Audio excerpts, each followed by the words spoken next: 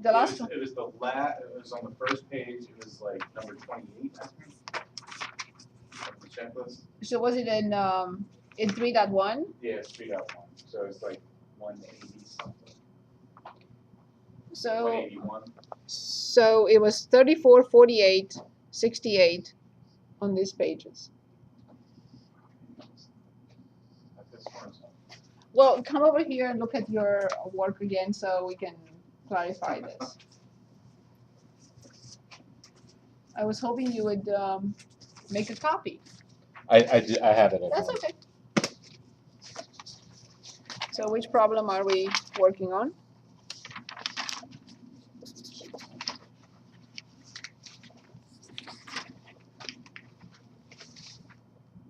Oh, 68 on 183. Very good, thank you. 68 on 183. 68. 68. Yes. So we have g of x. I thought we did this problem in class, but maybe not. That's fine.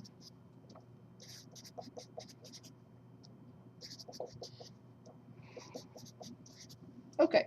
And what numbers is the following function g differentiable? Give a formula for g prime and sketch the graphs of g and g prime. I'm pretty sure we did it, but that's okay.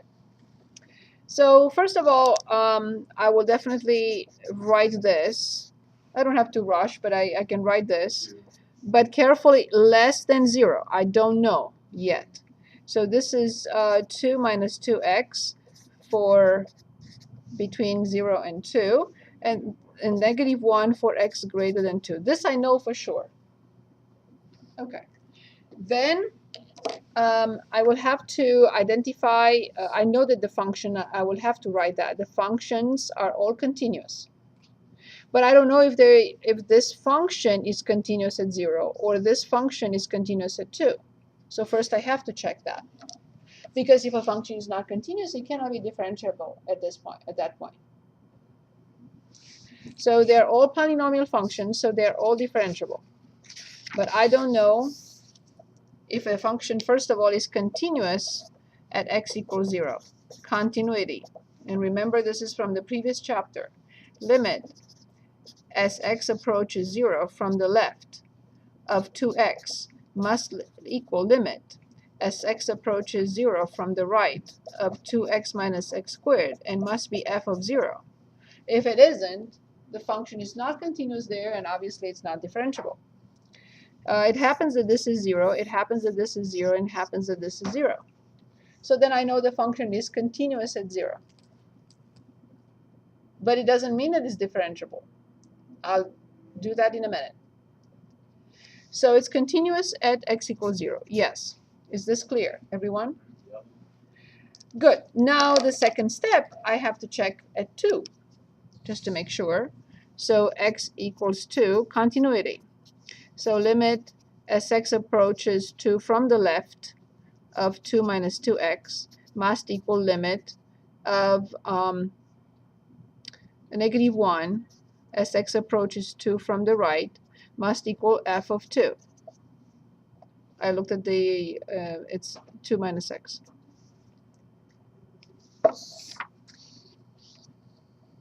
So the limit from the left of 2x minus x squared and the limit from the right of 2 minus x must equal f of 2. So, G of 2, that's a function. say it again. It should be G of 2. We use G of 2 instead of F of 2. That's what the problem. Yes, of course. Can get away with anything. Just kidding, just kidding. So 2. 2 times 2 is 4. 4 minus 4 is 0.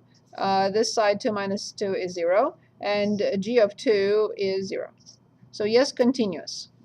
But there is no guarantee that it's differentiable at 0 and 2 yet. It's definitely continuous, but we don't know whether it's differentiable. So now I will look at this. And now I will determine the limit. So let me write it correctly. So differentiability at x equals 0. And then differentiability at x equals 2. So for differentiability at x equals 0,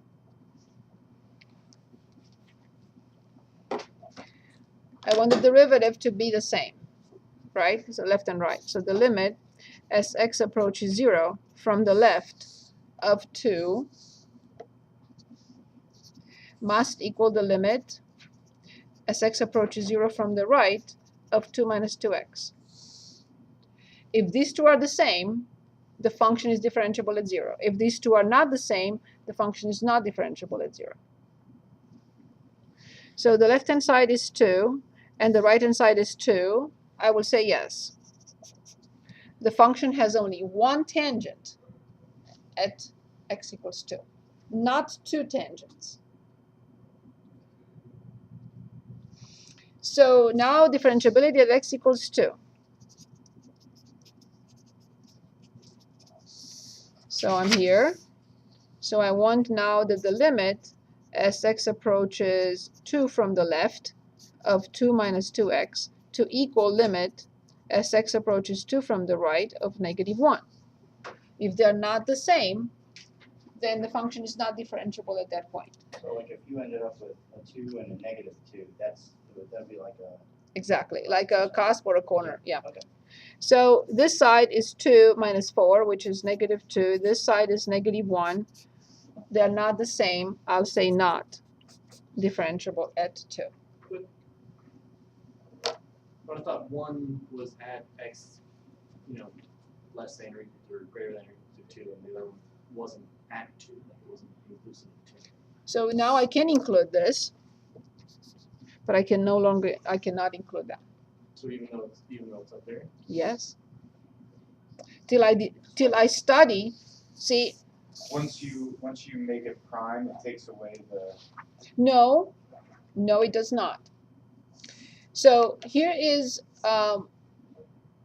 what we need to do for piecewise defined functions. I can guarantee that the derivative of this is 2. I can guarantee that the derivative of this is this, and the derivative of this is this. But I cannot guarantee that this function is differentiable at 0. I cannot guarantee that this function is differentiable at 2. I have to study those points. I studied 0, and I can go back and put it back in. And I'll say, yes, it's true. The function is differentiable at 0. That means that g prime exists at 0. Even though only one side includes 0. It doesn't matter. Okay. It doesn't matter. So, very good point. Okay. So, if this function is continuous but has a corner, I cannot include at 0. I cannot include 0 as being a point of g prime. Even though the only line technically at 0 is 2x. Yes, because at the point 0 comma 0, the function does not have a unique tangent, which means its derivative does not exist. There is no derivative at that point. But once I analyzed the derivative on the left and on the right, then, and because they are the same, then I can say, yes, this function, I know it's continuous everywhere, but it's also differentiable at 0 because it has a unique tangent. The tangent on the left of 0 and the tangent of the right-hand 0 are the same, have the same slope, in other words. But here, I cannot include the 2. So I can include these back, the 0 and 2, only if I analyze and I know that the g prime exists at 0 and 2. At 0 it exists, but at 2 it does not. Because the function is not differentiable at 2. Therefore, g prime does not exist at 2. So I couldn't put it back in. I was able to put it back in for 0, but not back in for 2. And now let's look at the graph and see what happens. So we will graph one under the other. Didn't we do this some time ago? No? Okay. Okay. That's I fine. don't know if we did this problem. That's fine. That's okay. No problem. So let's do that. If we did, I would have copied it exactly what we did. Okay, very good. So this is the graph for f. and right underneath will be the graph for f inverse. I'm sorry, you know what I mean. Oh no, okay. Sorry. Good. Before I do this, I will create a table. So here's how we create a table. X, g of x, and g prime of x, and negative infinity, and of course 0, and of course 2, and of course infinity. I have a bracket here, and a parenthesis on this side, a parenthesis on this side, and a bracket here. But here's what I have for the derivative. I have a bracket to the left and a parenthesis to the right of 0. But in this case, exactly, and nothing in between. Yes. Yes. Because these numbers will be different. One will be 2, one will be negative 2. Okay, so at 0, so at negative 1, I have negative 2. At 0, I have 0. At 0, I have 0 as expected. At 2, we have 4 minus 4, which is 0. At 2 on the other side is 0. And let's say at 3 is negative 1. And at 1 is 1. Okay, so now I'm looking at the derivative. To the left is all 2. To the right is 2. At 1 is 0. At 2 is negative 2. At 2 is negative 1.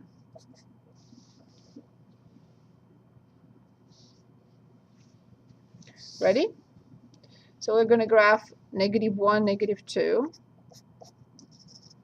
0, 0, and this is a straight line.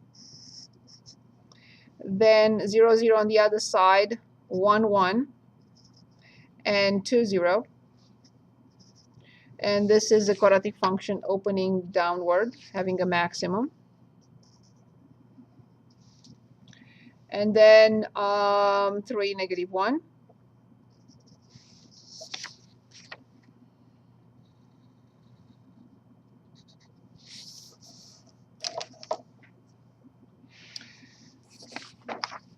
Linear function, constant slope. Linear function, constant slope.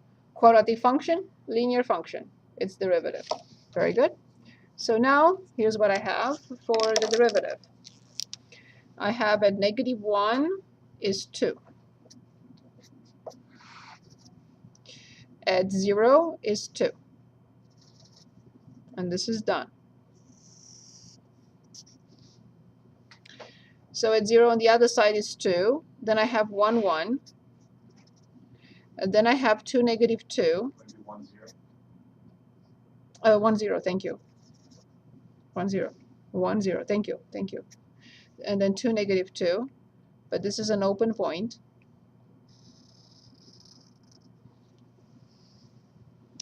And now I have 2, negative 1, which is another open point, and it continues with negative 1. So this is the derivative, the graph of the derivative. And the fact that there is a gap here is only because it has to be here. Oh, Just because your marks are. yes, yes. Sorry about that. They have to be one or the other. So this is, I went 1 to the right by mistake.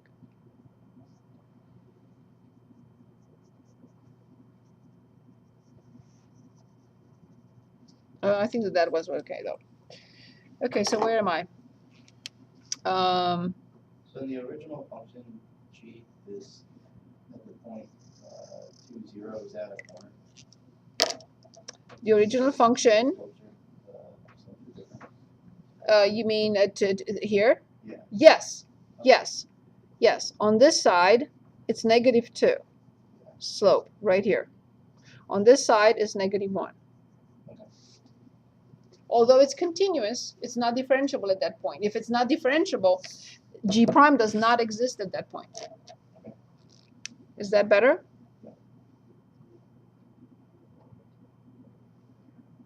I messed it up again. This is one. No, no. Okay. Okay. Okay. So where the function is not differentiable, the derivative is not defined. Derivative does not exist when the function is not differentiable. Better? Very good. Anything else? Is there- Yes. Which one is it? 66 on 215. Thank you. 66. So we have x squared plus y squared equals ax, and we have x squared plus y squared equals by. Okay. So it's by. Yes. So we know that two families of curves are orthogonal trajectories of each other if at every point of intersection their tangents are perpendicular. So I have to differentiate implicitly. So 2x plus 2y dy over dx equals a. And from here I get the dy over dx equals a minus 2x divided by 2y. So this is for the first one, the dy over dx for the first one. And then dy over dx for the second one. Because it's the same notation, it may get confusing, so I have to be careful with that. So then 2x plus 2y dy over dx equals b dy over dx. So 2x equals b minus 2y dy over dx. So dy over dx equals 2x over b minus 2y. And this is the second one. Since the slope's -1 or something.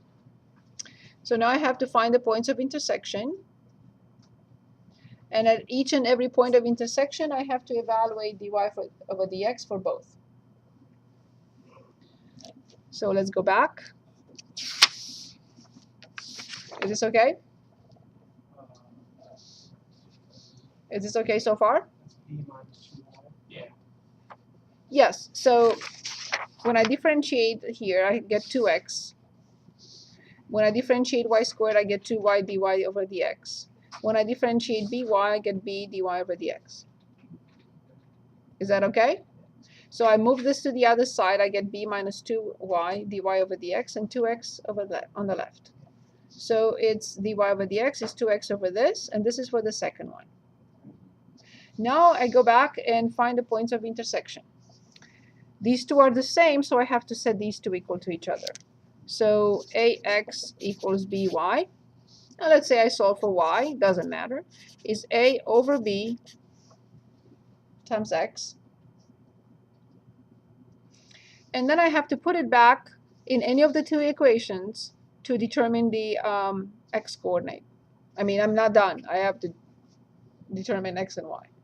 So I put it back. Where do you want to go back? First one or second one? It doesn't matter.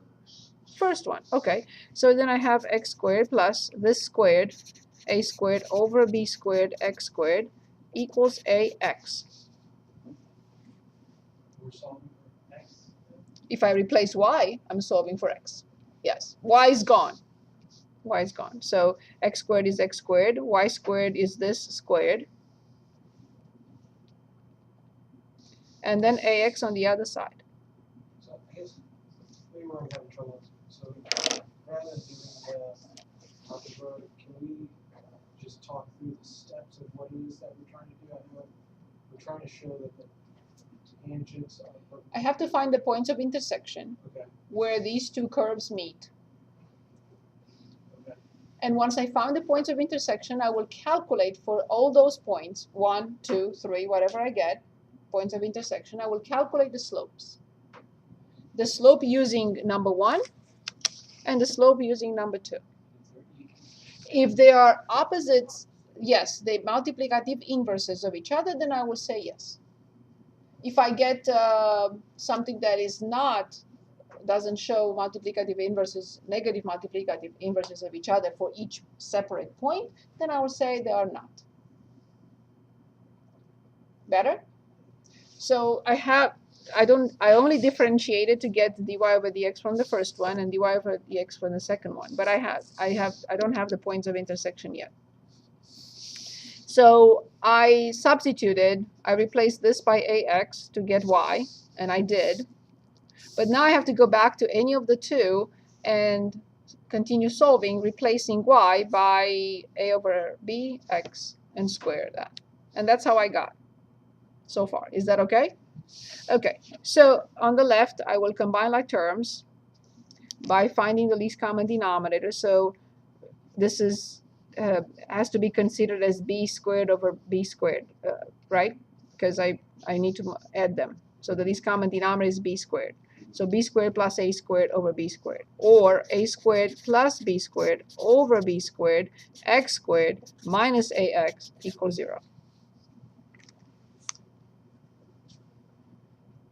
So the 1 is b squared over b squared. So a squared plus b squared over b squared. Is that clear or not? You can say no, and I'll show more.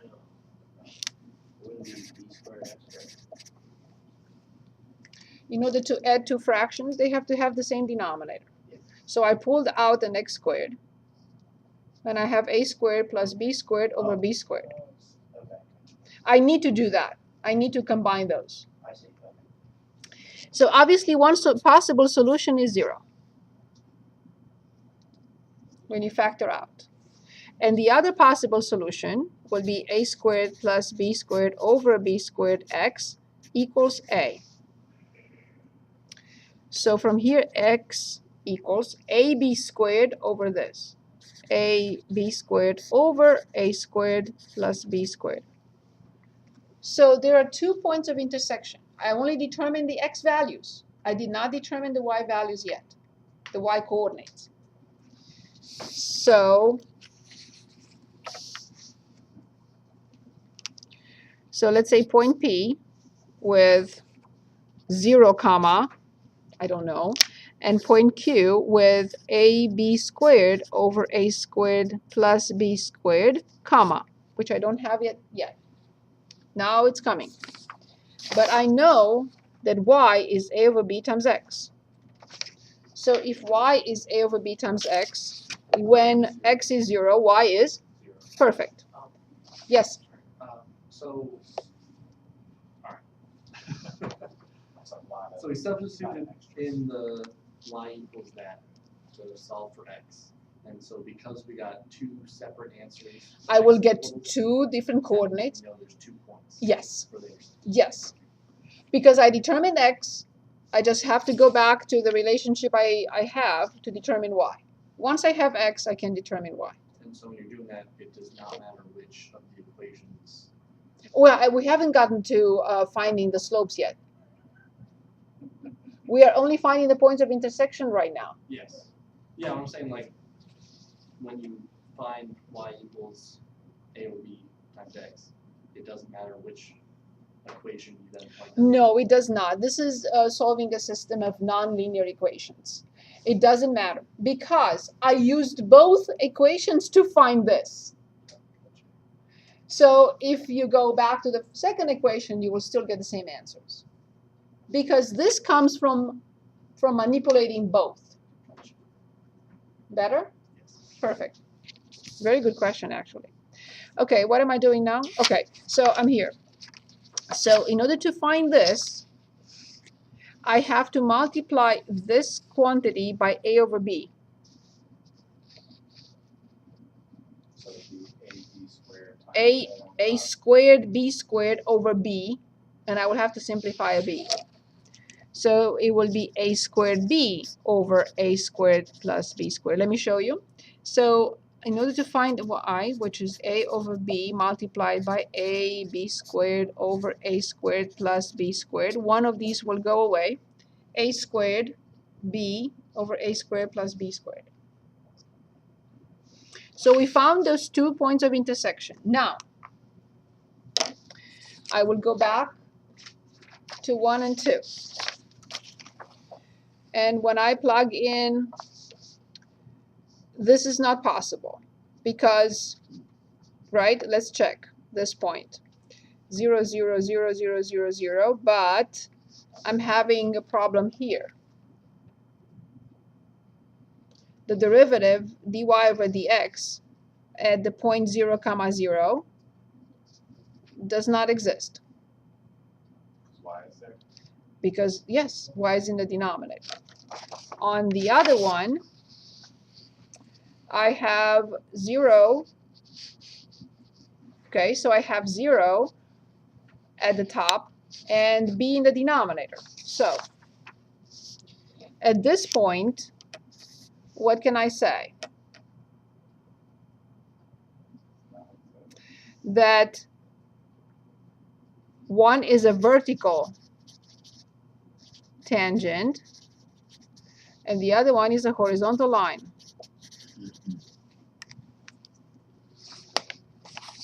One more time. So when I plug 0, 0 in here, I have a divided by 0.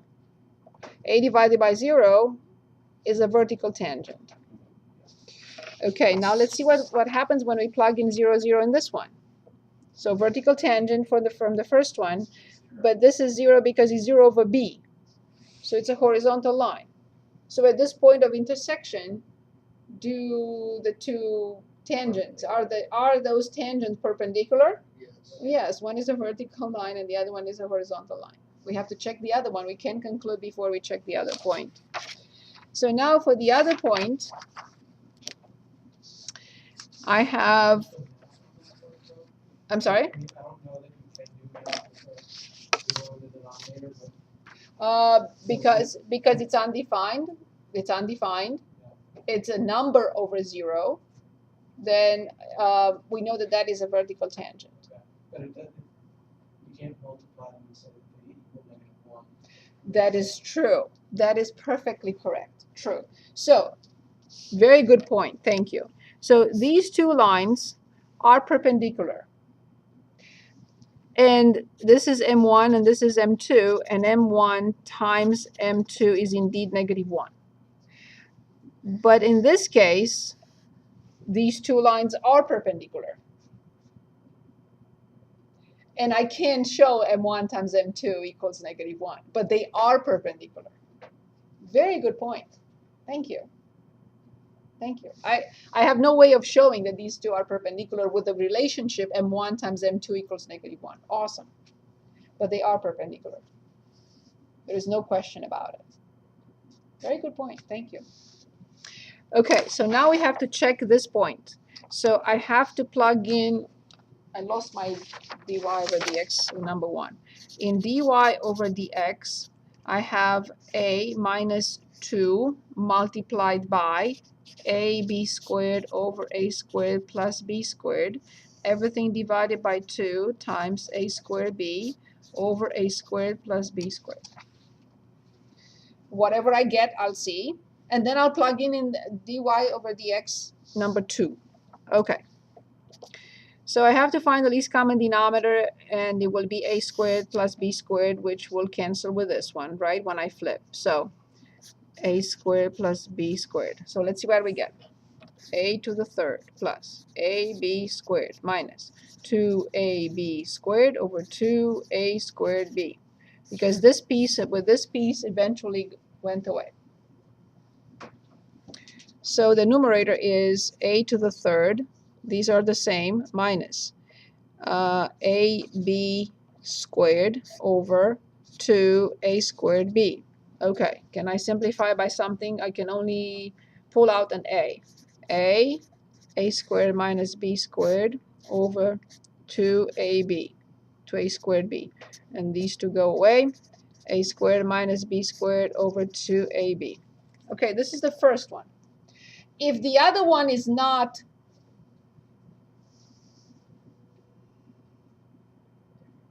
what should the other one be? For the answer to be -1, for the product to be -1. Negative reciprocal. Exactly. If the other one that I get from the y over the x2, if it's not negative 2ab over a squared minus b squared, they are not orthogonal trajectories of each other. Orthogonal trajectories of each other. Okay, so now the same point in the other, what is my dy over d2? Or dy over the x2? So dy, exactly. 2 multiplied by x, ab squared over a squared plus b squared over b minus 2 times y, which is a squared b over a squared plus b squared. Okay. So 2ab squared, because the denominator will go away, this one will need an a squared plus b squared. So a squared b plus b to the third minus 2a squared b equals 2ab squared over, these two are the same, so I have b to the third minus a squared b. I can factor out a b, 2ab squared over b outside, negative, and I have a squared minus b squared.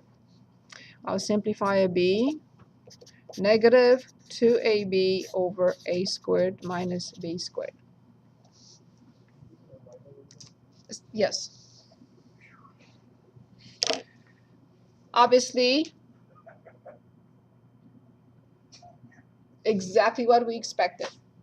Once we determined this, we knew what we're looking for. So there are 2 points of intersection, 0, 0, and ab squared over and a squared b over. We determined dy over the x1 and dy over the x2. We plugged the points in both. We determined m1 and m2 for both, except the first one we couldn't. And the second one, we showed that this product is -1. Therefore, at that point of intersection, the tangents are perpendicular. That's sketchy. Good. Anything else? Other questions for me? That's sketchy. Oh, is that what it says? Oh, yeah. Oh, we have to pick a very good question. We have to pick an A and a B. We don't have the tools of graphing at once families of curves. So we have to pick an A and B, whatever we want, and graph it. So the first part, it doesn't matter what A and B are. There's A and B. Right, but now I have 3 variables. I have x, y, and 4 variables. X, y, A, and B. How do I graph that? So I have to come up with some A and B to graph the first one, and then I will see what happens and multiply it. But I have to come up with something for A and B. How do you come up with something? We'll have to take a look and see. Because we don't have a tool of creating or graphing families of curves. So let me write the whole thing again. So we have x squared plus y squared equals ax, and x squared plus y squared equals by. Okay. So this works for all values of A and B. Correct. Correct. Yes. No, that's gonna be the same. That was just good.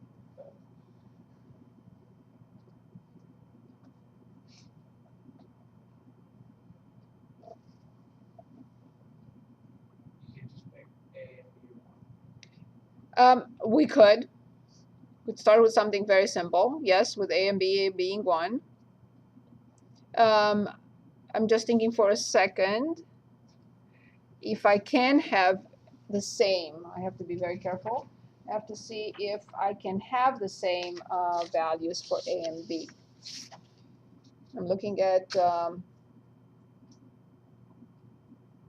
yeah, A and B, the denominator of those points, they both exist. I'm looking at the derivatives for a second. Say it again. There was 1. That means that 1 equals Yeah, so they're fine. I just wanted to make sure that, okay. So how do we graph x squared plus y squared equals x?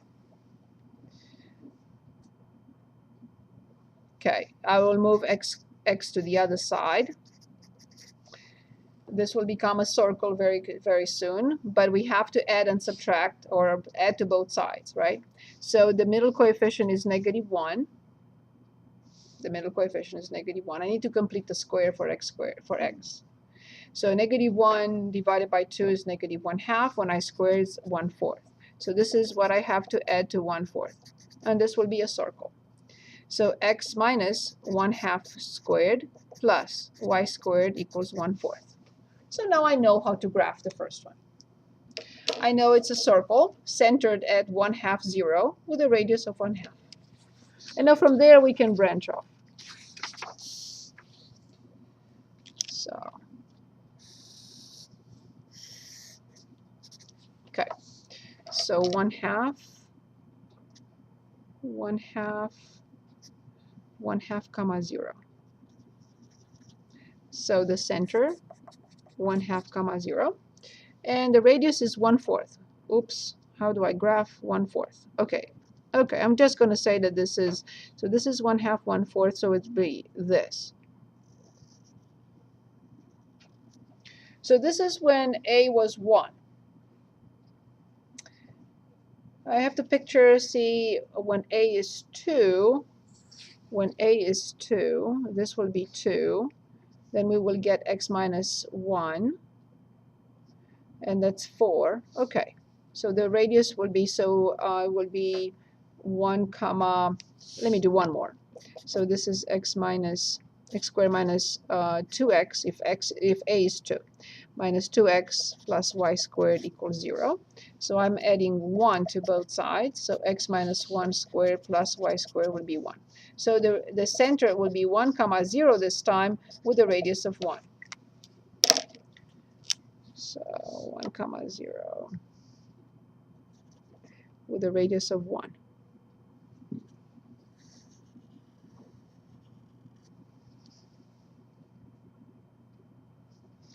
Initially it was 1/2 comma 0 with a radius of 1/4, and this is 1 comma 0 with a radius of 1. And we can go on, but I like to come back to this one with 2 examples. So this one again is a circle. So yes, so let's consider b is 1. So then this is x squared plus y squared minus y equals 0. So I will get the same thing now, identical, but on the y-axis. It's clear now. So for the brown one, I will have this situation.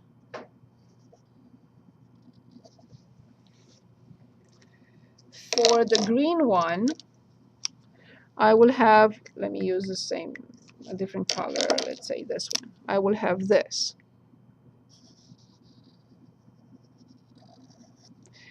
So these two small ones at this point of intersection as well as this point of intersection, they will be orthogonal.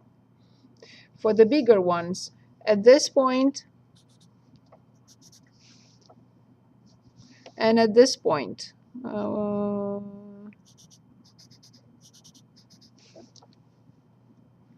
and I can graph more than 2, but you can continue with a being 3 and a being 4 and so on and so forth, but I'll have all sorts in there. But I would not ask you to graph. But it was a very good practice. But yes, we are not limited. A and B can be anything. And A can be, so this is, our example in our graph was limited to A equals 1 and B equals 1. But it can have anything. And it will be all over the place, right? Yes? I was wondering, could we go over just the steps one more time? Of the whole problem? Yeah. Just like not the graph. You don't mean the graph. You mean the whole. Okay. Okay. Okay. So in number 1, I have to find the points of intersection. So I have to solve the system. I will be given a system of 2 equations. You're solving for y and x. Yes, because I have to find the points of intersection, and every point has an x comma y. So once I find x, then I go back and determine y. In any of the equations, it doesn't matter which one. As you go through it, would it be possible you just like point at it? Yes. You know, on the paper you mean? Yeah, yeah. Okay, or, okay.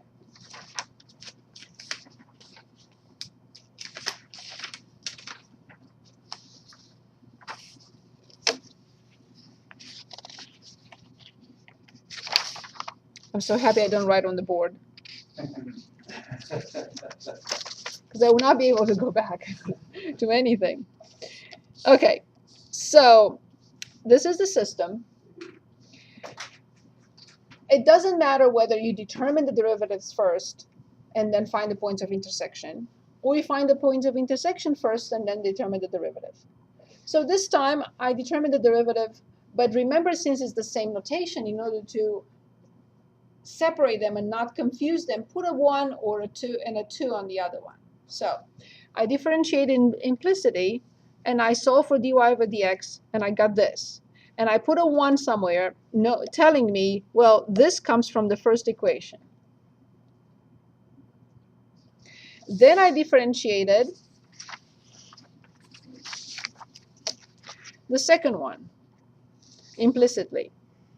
So it came from the second equation. So I know which one is what, where it's coming from.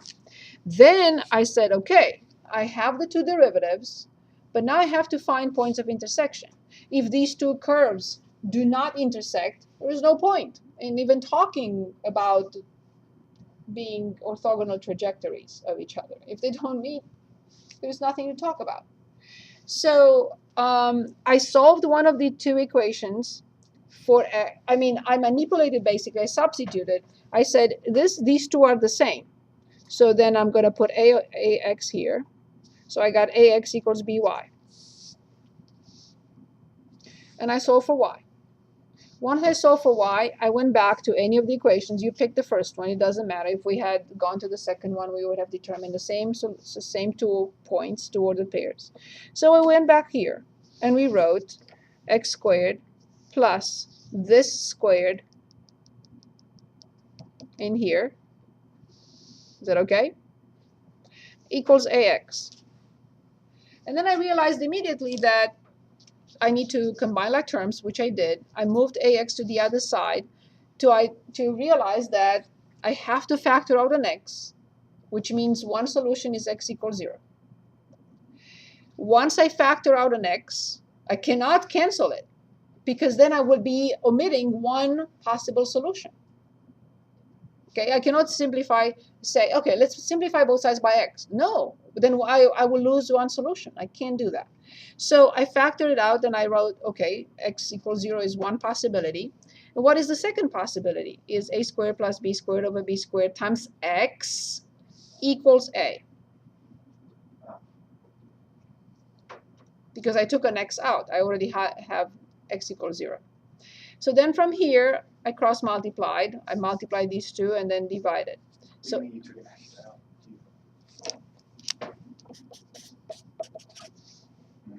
Gotcha.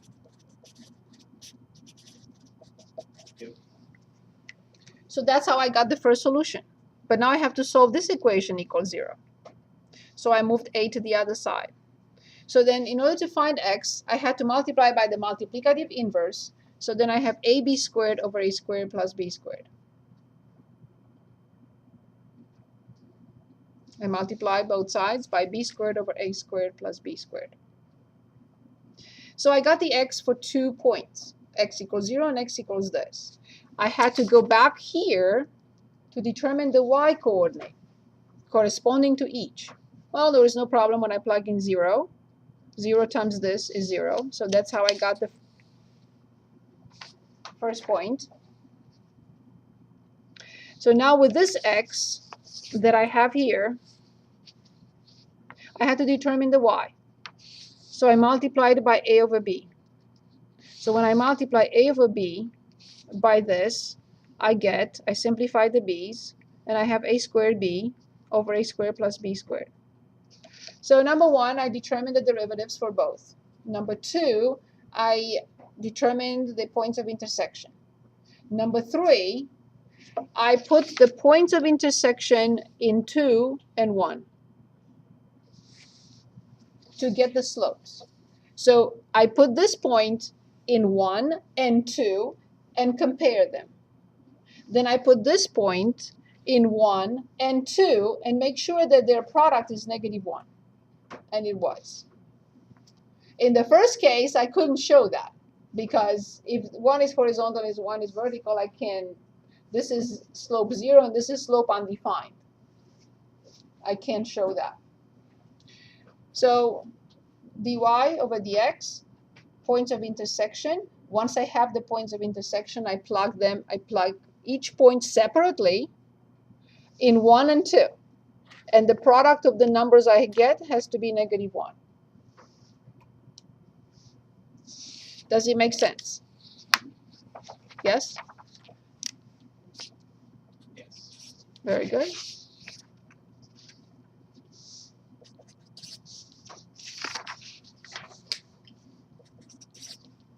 Anything else? Could you do, it was off the checklist, page 248, number 22.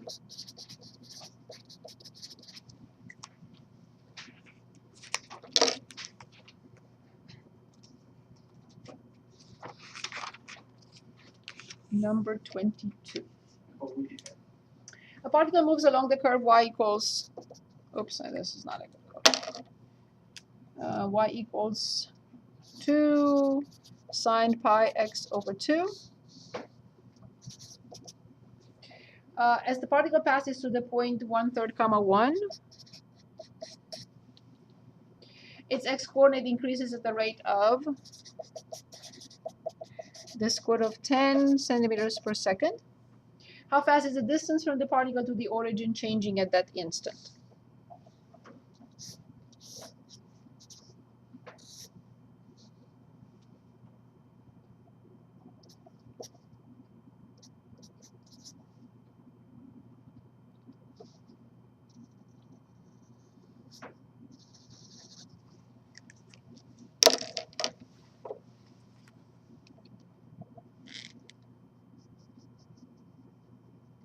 What will I do without whiteout?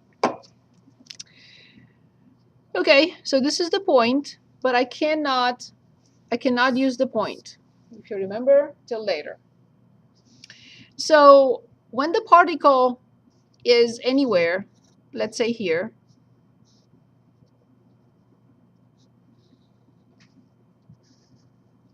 this is the distance, which is w, this is the y, and this is the x.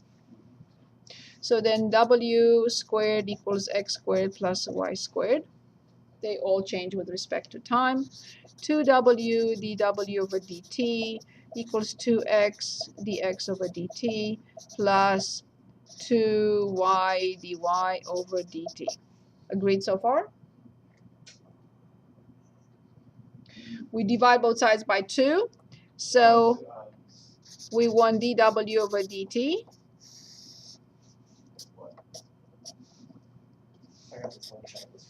That's okay. That's okay. That's okay.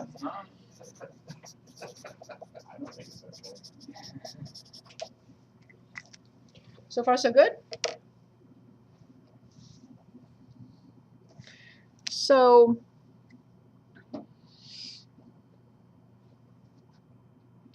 we are told, so the x-coordinate increases, particle moves along, okay. The point, how fast is the distance? Okay. So let's see what we know. We know that this is the square root of 10.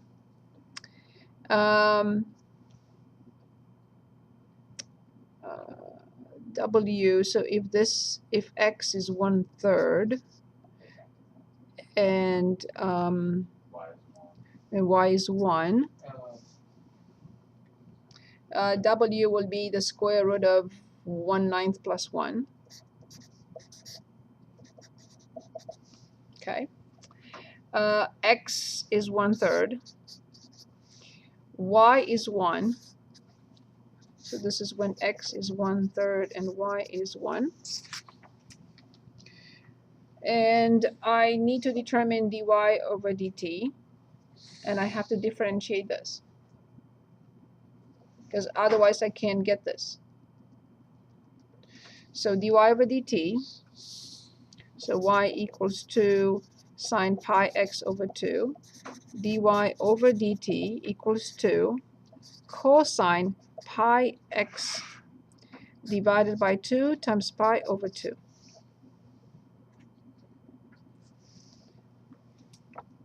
Dx over dt. So dy over dt, these are two functions, and this is another function. These are two functions of t. So dy over dt equals 2 cosine pi x over 2 times the inner function prime, which is pi over 2, times the derivative of x, which is dx over dt. From here, I take dx over dt, calculate it, and put, I'm sorry, I have dx over dt. I put the square root of 10 here. I put x as 1/3. Calculate this to determine this number that I don't have. I don't have dy over dt. But I have now an expression for dy over dt, and I have each piece. This is the square root of 10. This is 1/3. So all these are known. I can plug them in the calculator and get the approximation. And this is 1/3. This is square root of 10. This is 1. And this is the square root of 1/9 plus 1. Does this make sense? That's okay. That's okay. It's a, I missed yes. how you got 1/9 plus 1 square root of 1. from here, the square root. So I take the square root from this, and I have w equals 1 over 3 squared plus 1 squared. 1 over 3 squared plus 1 squared. Any? Just about 1.9. Say it again. If I put it in my calculator right, it's 1.99. You mean dy over dx? Dy over dt? Yeah, it's 2. Okay, let me see what I get. Yeah, you try. So I get 2 cosine. Are you in radians? Ooh. Oh, a lot of my paper is going to be wrong. Because you're plugging in radians. When you plug in radians, you have to be careful. So 2 cosine pi, this is 1/3, so this is pi over 6. Okay, pi over 6. And then times pi divided by 2, and then multiplied by the square root of 10. Get -1 something. So now I have to check my mode. Yes, it is radian. So I got 8.6036. So this is 8.6036. Can you put your calculator on this? Yes, yes, yes. Let me do this with the calculator. Yes, of course. Well, I meant you could just throw yours up there. Oh no, that's I think it's even better and easier to do it again. Just to make sure I didn't make a mistake. So it's 2. So let me see the mode. Yes. 2 cosine. So when I replace x by 1 over 3, it's pi over 3 over 2, which is pi over 6. So which is 30 degrees, but that's fine. Pi divided by 6. Close the parenthesis. And then I have times pi, I'll put in parentheses, you know me already. No, I didn't mean that. I meant this. Pi divided by 3. No, it's not by 3, it's by 2. Close the parenthesis, and then multiply by the square root of 10.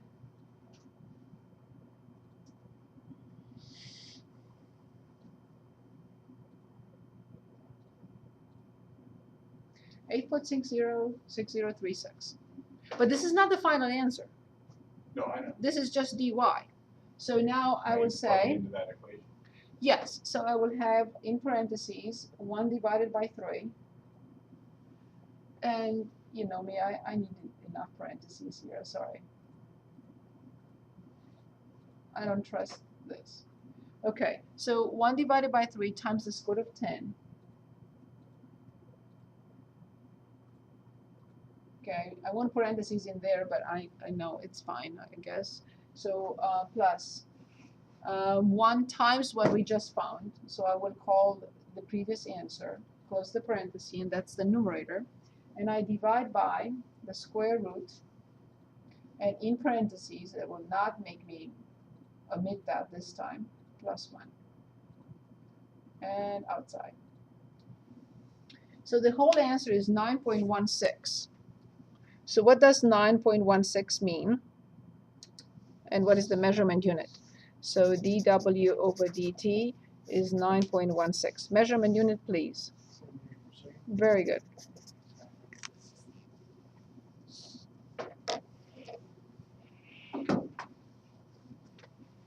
I'm curious to see if on the solutions I got the same answer. I hope I did. Yeah, I didn't use a calculator, so I had 1 plus the square root of 30 pi over 2.